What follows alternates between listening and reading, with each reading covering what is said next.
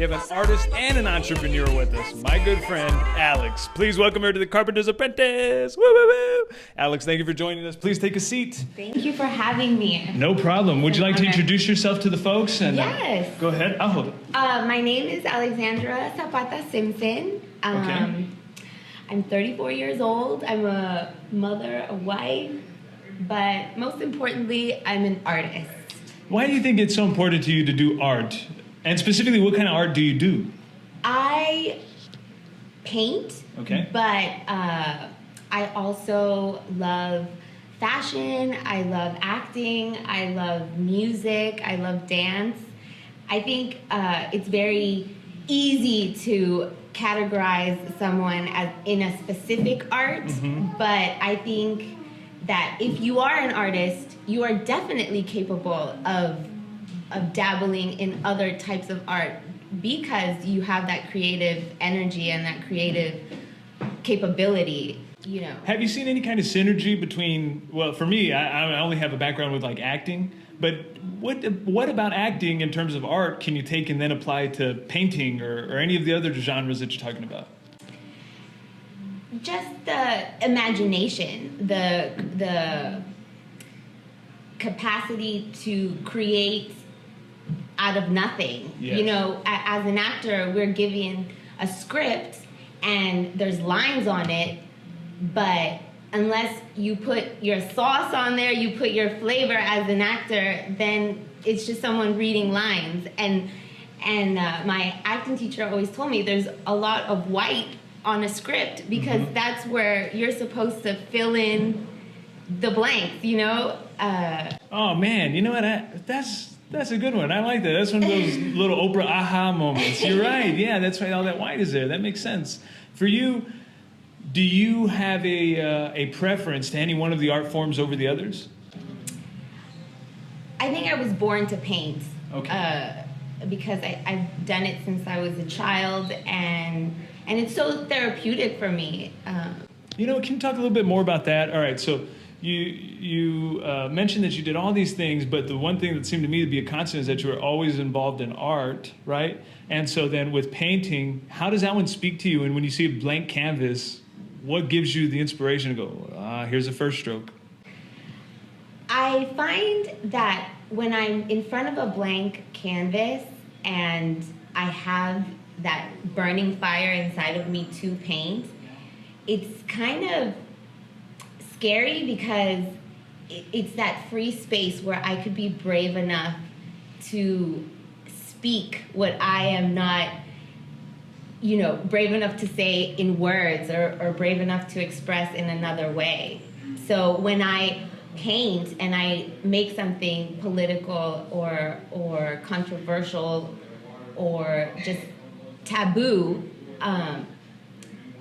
it's freeing, it's liberating, it's therapy for me. And once the painting is finished and people look at it and some people admire it, it's, you know, it feeds my ego, it feeds my you know, my your ego. sense of self. Yes. I mean, it really gives you that peace, right?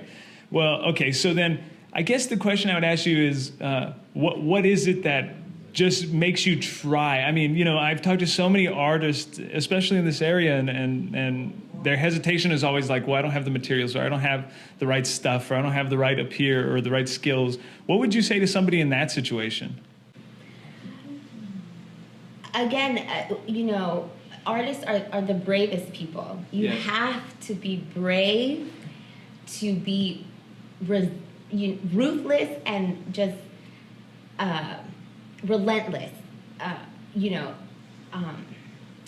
even Picasso and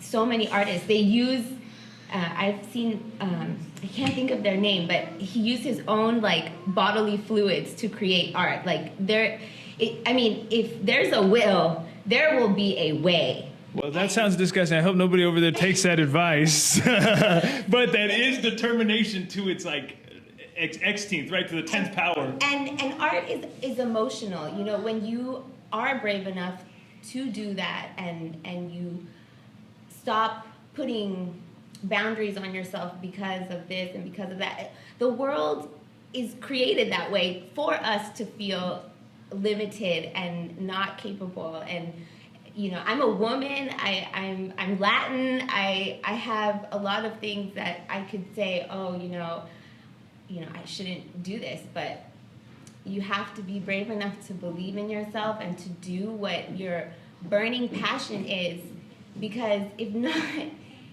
you die. Yeah, yeah. You know, that idea of the soul dying when you no longer have a purpose, I think resonates with a whole bunch of people. I don't think anybody out there could dispute that, you know, that characterization of how things work. But what I would, one of the last things I'd really like to know is, you said that you say a lot in your painting, right? And then you let that into the world.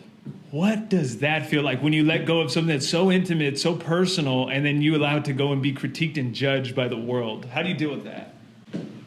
I'm still learning to deal with it. Okay. I feel very vulnerable, and in a way, you have to have a thick skin and just have that attitude. Like if there is that negative influence and input in your work, you know, there's gonna be haters all the time. Yeah.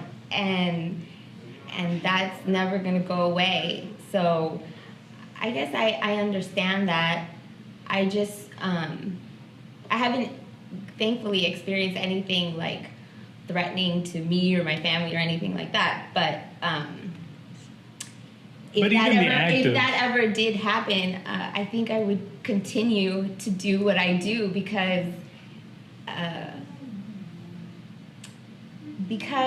if it affects people in that deep way, it's something that's bigger than me, and it's important for me to leave something bigger than me behind, not only for my children, but for my legacy as an artist. You know, I love the artists that make money off of their work alive. You know, I try to buy art locally and from new artists for my own home, and because I would like that kind of support. And before we go, and speaking on that, this is a good segue. Can you show the people your shirt? This is actually one that, well, I'll let you tell the folks. Yes, this is a painting that I made. It's hanging in this other room next door. And I got the t-shirts printed because not only am I proud of this painting, I just thought it would be cool on a t-shirt. I don't know about you, but I'm always looking for a cool t-shirt that's not all logo-y and... Yes, and something that's local too, like you were saying. Something local, something cool and hip and... And how can people purchase your products or your paintings? How can they see more of your artwork? I'm working on a website to have all of my artwork. Okay. It's going to be popstrawberry.com. Okay. That's the name of the website. It's still under construction right now, but you can also come by here in San Antonio to 317 Probandt. Okay. Here at Squeezers is a juice bar, and we also have my t-shirts here. Okay, fantastic. So folks, if you guys like these t-shirts, and there's plenty more that are just cool like this one too, come by 317 Probandt and you can purchase any of the shirts, or you can visit, tell me the name of this website one more time. popstrawberry.com. And that will be up. We'll make sure to have that in the description box whenever it's up. Last but not least, I'd like to tell you guys, you know, just like my friend Alex here, no matter what the obstacles are, no matter what the odds against you, don't stop. Always keep trying. Let your dream stay alive. Otherwise, you too will die with it. So, ladies and gentlemen, thank you so much for joining us. We appreciate you being here. This is the Carpenters Apprentice.